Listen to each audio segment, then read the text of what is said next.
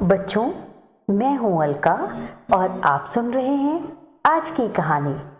आज की कहानी का नाम है अंतिम परीक्षा।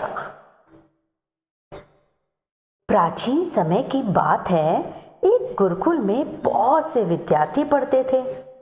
गुरुदेव सभी विद्यार्थियों को बहुत प्रेम से पढ़ाते थे। विद्या पूरी होने पर गुरुदेव उनकी परीक्षा लेते थे।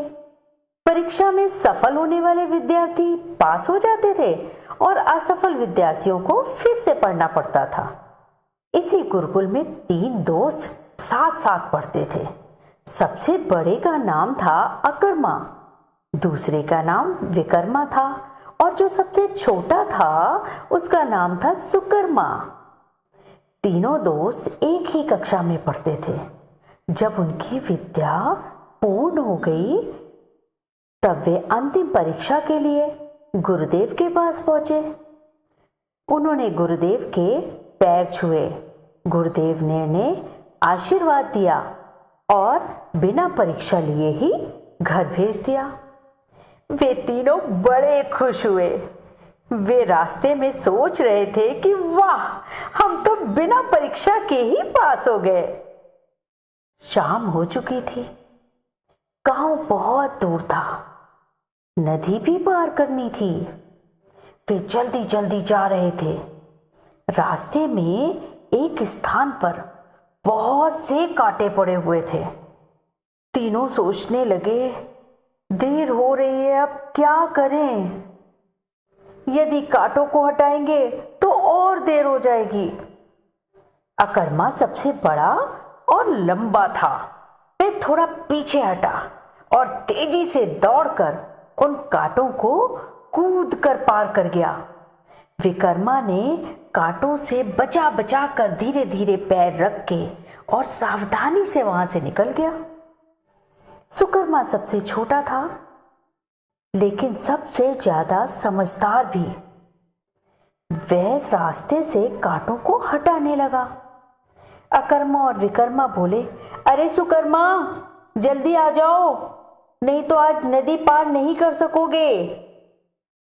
वह बोला, मैं तो ये सारे कांटे हटाऊंगा पहले, नहीं तो रात को किसी भी राहगीर को ये कांटे चुभ सकते हैं।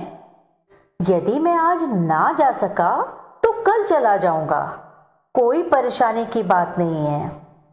यह सुनकर अकर्मा और विकर्मा बोले, ठीक है, तुम कांटे हटाओ, हम तो जा रहे हैं। यह कहकर वे दोनों चल दिए। उसी समय गुरुदेव वहां आ गए। वे एक झाड़ी के पीछे छिपकर बैठे हुए थे और इस लोगों की सारी काम करने का तरीका देख रहे थे। उन्होंने अकर्मा और विकर्मा को बुलाया।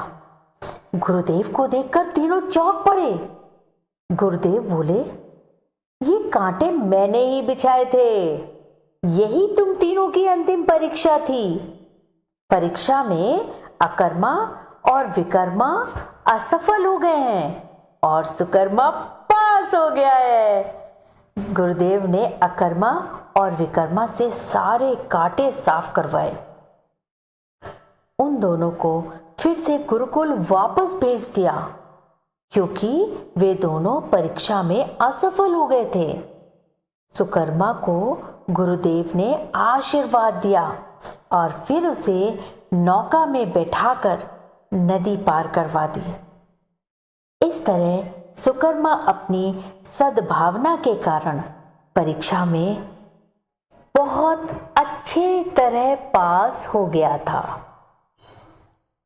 बच्चों, इस कहानी से हमको यह शिक्षा मिलती है कि विचारशील व सद्भावना वाला व्यक्ति ही सफल होता है। शुभ रात्रि।